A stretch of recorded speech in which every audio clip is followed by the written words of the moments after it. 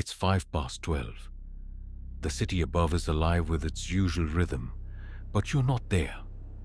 You stand at the entrance of something hidden, something the tourists only whisper about. The catacombs. A narrow stone stairwell leads down into the earth, swallowed by shadows. A sign warns you of the path ahead. Stop. You are entering the empire of the dead. The words are half warning, half dare. You step forward. The air changes with every step. The deeper you go, the colder it feels. Damp walls drip with moisture, and the smell of old stone and wet soil clings to your throat. The sound of Paris fades until it's nothing. The silence here is heavy, thick enough to press against your skin. When your feet hit the final step, you see the first of them, bones.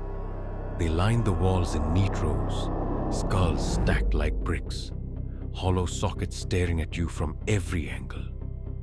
6 million lives ended, and now they wait in silence, watching every stranger who dares to enter. You tell yourself, this is just history, just art arranged from the dead. But your stomach knots anyway. You walk deeper into the tunnels. Your flashlight beam sweeps across carvings and graffiti, left by those who came centuries before you. Some are dates, some are names. Others are strange symbols you don't recognize. You try not to linger too long, then you hear it. Footsteps. They are faint but steady, echoing behind you. You freeze, the hair on your neck rising. You turn the light back. The tunnel is empty. The path stretches into black silence. Your heart hammers, but you tell yourself it's only the echo of your own steps.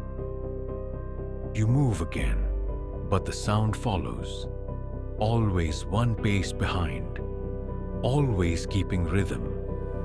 You stop. The footsteps do not. The walls seem to lean closer, the skulls tilting toward you as though listening. A shadow flickers at the edge of your light. You whip the beam toward it, but there is nothing there. A whisper stirs the air, low and close. The words slide into your ear in a language you don't understand. You know only the tone, warning, or maybe an invitation. You stand frozen, breath held, every nerve in your body screaming, and then, from the corner of your eye, you see it. A figure moving between the bones, slipping into the darkness just beyond your reach. The tunnel split ahead into 3 narrow passages. The footsteps return, louder this time, echoing from every direction. You are not alone. The choice presses against you like a weight. 3 paths stretch ahead, each one a mouth of black stone. You shine your light into the first, only endless bones staring back. The second bends sharply, shadows curling around the corner. The third is narrower, the ceiling low, the walls wet with dripping water. None look safe, but standing still feels worse. You pick the middle. Your shoes crunch against damp gravel as you step forward. The air grows colder with every meter. Drops of water echo like distant clocks, ticking steady and cruel. You pass an arch where the bones have been arranged into shapes, crosses, hearts, even patterns like flowers. It is almost beautiful, until you notice the cracks in the skulls, the missing teeth, the empty sockets grinning in the glow of your light. A trickle of fear crawls deeper into you. The tunnel bends sharply, and the darkness swallows the sound of your steps. Then, without warning, your flashlight flickers. Once, twice, then steady again. The silence presses in tighter. Behind you, The footsteps start again. Faster this time.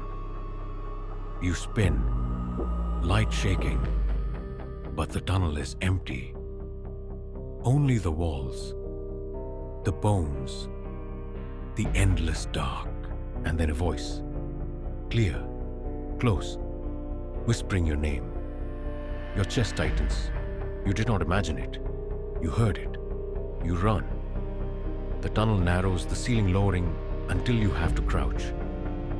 Your breath comes fast, bouncing back at you off the stone. The walls seem alive, closing in. The bones brushing your shoulders as you squeeze through. Finally, the space opens again. You stumble into a chamber, wide and strange. In the center stands an old stone pillar, carved with Latin words you don't understand. Around the edges, bones are stacked into patterns too deliberate, too careful. Circles, spirals, shapes that make your eyes hurt when you stare too long. You hear the whisper again, but now it's everywhere. From every wall, the skulls are speaking, their jaws parted in silent cries.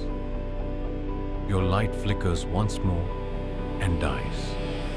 The darkness is absolute. And in that darkness, something moves. You stand frozen, swallowed by the black. Your breath rasps in your throat, loud against the silence. You slap the flashlight, desperate, and the beam sputters back to life. The chamber is empty, or so it seems, but the shadows linger too long in the corners, shapes bending in ways they shouldn't. You back away, light shaking in your grip. And then you see them. Scratches on the floor, dozens of them, like fingernails dragged across stone. Some fresh. You stumble, your foot catching on something. You glance down. A skull cracked, its hollow eyes staring. But inside the cracks, something glows faintly, pulsing like a heartbeat. The whispers rise again, louder, overlapping. A chorus of voices too many to count. You can't make out the words, but you feel them crawling under your skin. You run. The tunnels twist, each turn the same. Bones upon bones upon bones. You don't know which way leads up, which way leads deeper. Panic takes the shape of sweat. Your lungs burning as you push forward. And then, up ahead, you see it. Light, pale, weak, but real. You chase it, heart pounding, legs trembling. As you near, you realize it is not daylight but candlelight. Dozens of candles flickering on the floor, arranged in a circle. Inside the circle, bones piled high like an altar. And there, among them, a shadow standing still. It does not move, though you feel its eyes on you. Your light sputters again. The shadow tilts its head, slow, deliberate. The whispers stop. Silence falls so heavy, it feels like drowning. You take one step back. The shadow takes one step forward. Your legs shake, your body frozen between fight and flight. The air thickens, colder, sharper, until every breath feels like knives. The skulls on the walls seem to lean closer, their empty mouths opening wider. You turn and run. You don't know how long. Minutes, hours. The tunnels blur, your steps frantic, your mind a storm. And then, stone stairs. You crash upward, lungs staring, legs weak, until finally you burst into air. Paris, night, the city alive again above your head. You stand gasping, the catacombs behind you, silent as though nothing ever stirred. But deep inside, you know, you left something down there. Or maybe Something followed you out. And when you look at your watch, you see the time. It's 12:05. Again,